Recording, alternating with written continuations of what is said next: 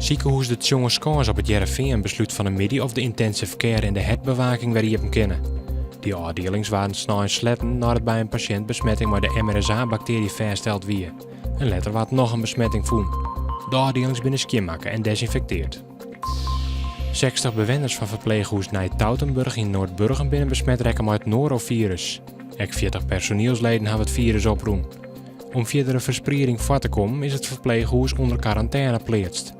Alle activiteiten binnen afblaast en familie wordt aanred om op visite te komen. Fractievoorzitter Irona Groeneveld van GroenLinks Friesland wordt voorzitter van de commissie die ten partijbestuur kiezen moet. Het oude bestuur stapte een paar weken verlien op naar aanleiding van het voortstuwen van partijleider Jolanda Sap. Occupy Ljouwert is waarom. 10 activisten hebben van de morgen een tentenkamp opslaan onder Sofia-Lene op een Grienstok tegenover het NS-station. De vorige Occupy-bezetting werd in juli dit jaar opheft.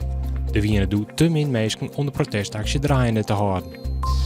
Joen begint droeg, maar letter neemt de bewolking ta en gaat het rein. Het wordt vannacht een graad als zon.